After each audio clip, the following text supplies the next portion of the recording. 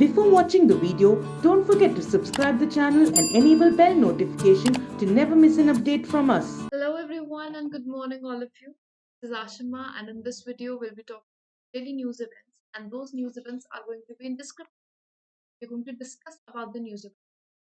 Right, so this is an open discussion over the news events that have happened in the past few days. Now what we're going to talk about in this video is about the news events and the whereabouts of the news and maybe relevant news events. Right? But for those who want to practice the questions alongside, you can either download Entri app for daily quiz, which happens every day and runs live. And in that quiz, you can keep in touch with the news events, which is more important in memorizing the news events. And the next thing that you can do is that every day, not every day, actually every weekend session happens. That is a quiz session which happens, or an everyday live session that happens about in which we talk about questions and we discuss whole week's current affairs question format, right? So you can join in on that session, but for that you'll have to subscribe the channel so that you can be updated about the time and the date of the event, right? So that happens every Saturday, and you can join us over there. All right, so now we'll be going ahead with the news events discussion. The first news event that we're going to talk about is India IEA MOU for global energy security. So for global energy security, an MOU has been signed by India with IEA. So we're talking about the MOU and about IEA. So first of all, what is IEA? That is International Energy Agency, and the agreement has been signed between Power Secretary, who was the signatory from India's side, that is Sanjeev Nandan Sahai, and IEA Executive Director, that is Fatih Birol. So it is important. Now, next thing about IEA important is the Executive Director of IEA, that is Fatih Birol. Now, IEA headquartered in Paris, or it is a Paris-based autonomous intergovernmental organization. An establishing year, it was established in 1974. So about IEA, you've got all the important details like executive director, headquarter, establishing year, and the full form of IEA, right? Further on, if we go ahead with the discussion over this, it was established in framework of the Organization for Economic Cooperation and Development, or OECD countries. In cooperation with OECD, this has been established. The framework for all of this MOU has been created, and this can be one of the stepping stone of India towards getting a full time membership of IEA, which right now India does not have. Right now, IEA was formed at the time after 1973 oil crisis. After the crisis, it was established so that oil is sufficiently available and is used in a correct format or in a correct amount, as we can. Right now, it is also the policy advisor to all the member states of IEA. So IEA is a member state advisor also, as well as it responds to physical disruptions in the supply of oil. Right, it provides information, source, statistics. It provides a response to the physical disruptions that happen, and it also acts as a policy advisor to all the member states. Now, does it do only for member states? No, there are certain non-member states in advisory from them, like China, India, and Russia. As we can see, India is not, a permanent member, but still it has an MOU, right? Then the focus of IEA is on three E's, as we can say. What are the three E's? They are energy security, economic development, and environmental protection. These are the three E's in which IEA focuses on, right? Now, the next news event we're going to talk about is Mount Merapi, Indonesia's most active volcano. Over here, you need to know, where is Mount Merapi. Mount Merapi is in Indonesia. That is an important point, that, or you can say a takeaway for you. Then it is this year, or this time, it was the biggest lava flow of Mount Merapi. So, uh, out of all the eruptions that have taken place of Mount Merapi, this was the biggest one. Last biggest was in 2010, or you can say now the second biggest eruption, that was in 2010, and the biggest one happened in 2021 as of now. Right, and how much big flow that was? It was about 1600 meters down the slopes that the river of lava was flowing. Now, if we talk about Mount Merapi, it is a fire mountain of Indonesia. It is a fire mountain of Indonesia, right? And since 1958 is it is erupting regularly. That is from time to time. So it's an active volcano, and a continuous active volcano, not someone which is dormant for some time and then active. No, it's an active volcano, and since 1958 it is erupting. It is the most active volcano of Indonesia, as we can say, and is also a part of the Pacific Ring of Fire. Now, Pacific Ring of Fire is the one which is on the rim of Pacific Ocean, where most volcanic eruptions on Earth happen, earthquakes and volcanic eruptions. It's a horseshoe shaped belt which is there, about 40,000 kilometer length, is the one which runs over Pacific Ring of Fire, right? All right. Then we move towards the next one, which is National Non-Communicable Disease Monitoring Survey. Now, survey was organized recently and was released by Ministry of Health. So for obvious reasons, Ministry of Health had released a survey, but who had conducted this survey? Now, this was recently released by Ministry of Health, and it was basically for covering of the age group of 15 to 69 years of age, both male and female, right? Now, if we talk about, there are certain highlights that need to be covered out of it, right? So what are the highlights of this whole you can say survey, that, or you can say the findings of this survey, that is that 2 in every 5 adults, or 2 out of 5 adults, have 3 or more risk factors for non-communicable diseases, or that is that they are more towards, or you can say more prone towards the risk of non-communicable disease.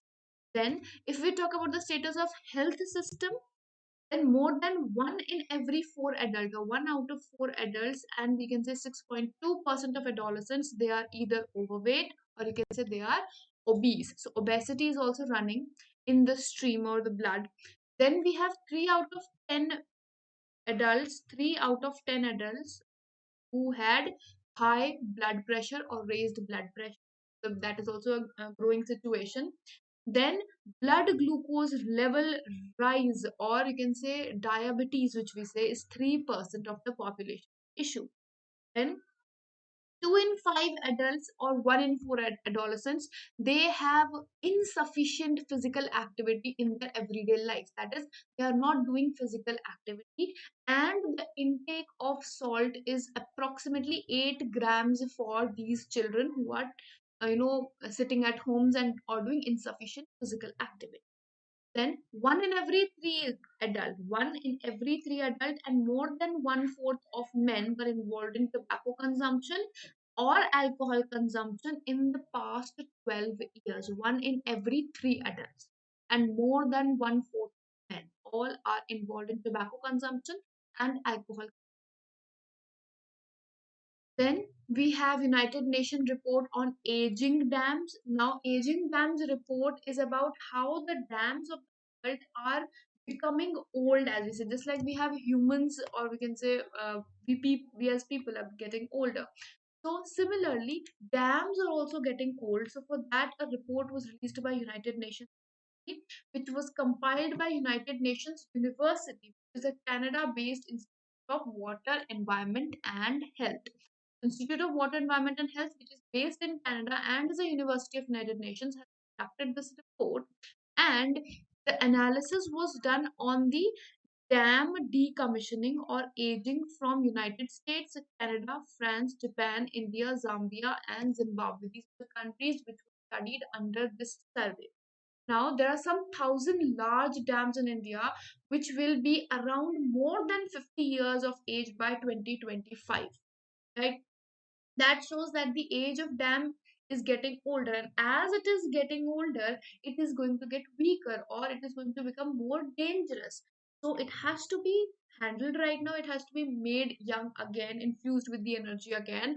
Otherwise, there are certain issues that we might have to face, and that is why the survey was important, right? Now, as we have India's Mulla Periyar Dam. Now, Mulla Periyar Dam is in Kerala in India, and the dam was built over 100 years ago, right? And it is in a combination of limestone and burnt brick powder. And due to this 100-year-old dam, about 3.5 million people are at risk. because of this dam. Why? Because it is old, and when it is aging, when the dam ages, we can see things like dam failure, the more common thing. Then we have to maintain it, otherwise there might be certain cracks, or you can say reservoir sedimentation that is going to increase out of it. Functionality is going to decrease of it, and interconnected, strongly interconnected are going to be around, right?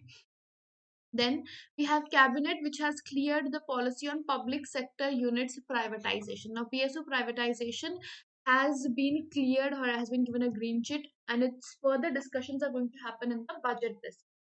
So the policy has been cleared as of now for all the public sector undertakings, and under this policy, actually it's a part of Atmanirbhar Bharat package, and under this policy, once it is completely accepted after the discussions, it will, the government is going to completely exit from companies in the non-strategic sector. So those companies or sectors which have been categorized in the non-strategic category, from all of those categories, Indian government, or you can say central government or the state government, they are going to withdraw their participation from it. That is, it is no longer going to be a part of that undertaking. Right now, now these non-sector companies, they will non-strategic sector companies, they are going to be added from time to time. Like currently, there are telecom, power, banking, defense, insurance, fertilizers. These companies have been added. There are total 18 sectors which have been added into that, and there are further more that can be added in, right? But what exactly are PSUs? Public sector undertakings are those companies which are owned by union government or one of the state or any territorial government, that is owned by government in any form, is a public sector undertaking. Right now, there are two types of public sector undertakings. One can be which is under central public sector enterprise, and one which is under state public enterprise, right? And who manages them? Now when central government is investing in, there has to be ministry involved with it. The ministry that is involved is Ministry of Heavy Industries and Public Enterprise. Ministry of Heavy Industries and Public Enterprise. Next, 27th of January celebrated as International Holocaust Remembrance Day. And what exactly is a Holocaust? That is important. It is a genocide of European Jews happened by Nazi Germany in 1945. That is a Holocaust.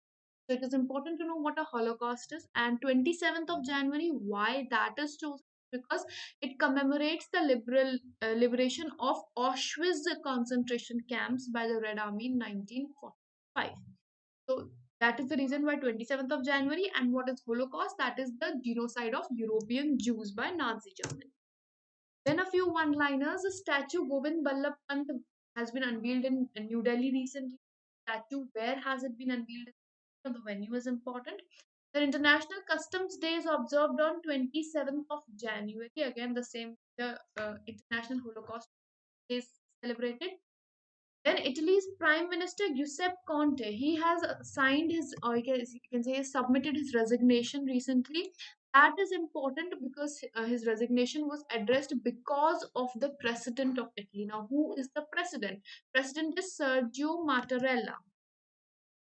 Sergio Mattarella is the president of Italy, and the Prime Minister is Giuseppe Conte, who has submitted his resignation recently.